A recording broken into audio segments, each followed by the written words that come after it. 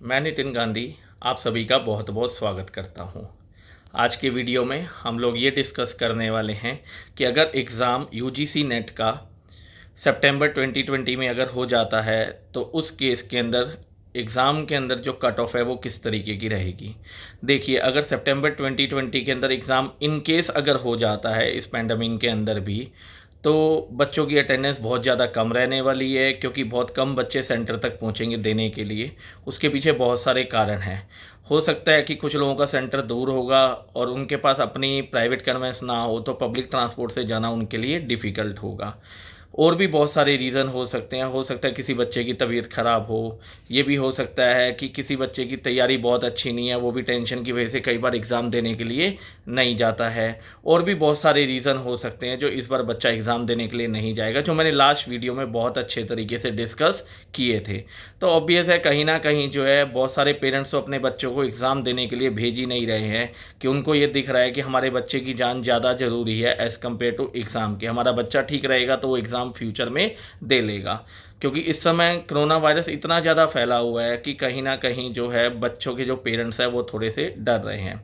तो यहाँ अगर आपने देखा हो, हमारे इंडिया या हमारे भारत की अगर हम बात करते हैं, तो यहाँ पे सिचुएशन बहुत ज़्यादा पिछले 10 to 15 डेज़ के अंदर वर्स्ट होती चली जा रही है कोरोना वायरस के केसेस को लिया जाए तो।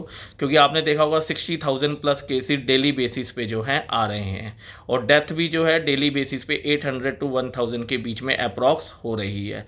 कुछ स्टेट्स तो ऐसे हैं जहाँ पे लॉकडाउन दोबारा से लगा दिया गया है, किसी जगहों पे 5 डेज़ का, किसी जगहों पे 10 डेज़ का, इवन कुछ स्टेट्स के अंदर सैटरडे संडे के अंदर कर्फ्यू लगा दिया गया है। तो ऐसी सिचुएशन के अंदर अगर एग्ज़ाम होता भी है तो बहुत कम बच्चे होंगे जो एग्ज़ाम सेंटर तक एग्ज़ाम देने के लिए पहुंचेंगे।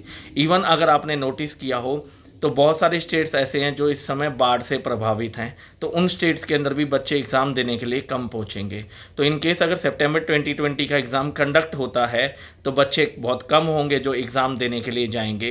तो ऐसी सिचुएशन में ये माना जाता है जिस एग्ज़ाम में स्टूडेंट्स कम बैठते हैं वहाँ कट ऑफ नीचे उतरने के चांसेस ज़्यादा होते हैं, मतलब कट ऑफ कम जाती है। क्योंकि जब कैंडिडेट कम बैठे हैं तो ऑब्वियस है बहुत कम बच्चों ने एग्ज़ाम दिया है, और इस समय सिचुएशन ऐसी है एग्ज़ाम की डेट एकदम से आई है, तो बहुत ज़्यादा बच्चों ने प्रिपरेशन भी अच्छे तरीके से नहीं की हुई है। ज़्यादातर बच्चे तो टेंशन में आ चुके हैं कि हम इतने कम डेज़ के अंदर कैसे तैयारी करके एग्ज़ाम देकर आएँ।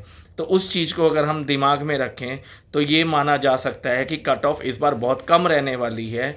तो अगर एग्ज़ाम होता है तो जो लोग एग्ज़ाम देने जा सकते हैं, तो मैं एक चीज़ बोलूँगा, सोशल डिस्टेंसिंग का पालन करके, मास्क लगा के, हैंड में ग्लव्स डाल के, अपनी सिक्योरिटी को ध्यान में रखते हुए आप एग्ज़ाम देने के लिए जाएं अगर एग्ज़ाम कंडक्ट होता है।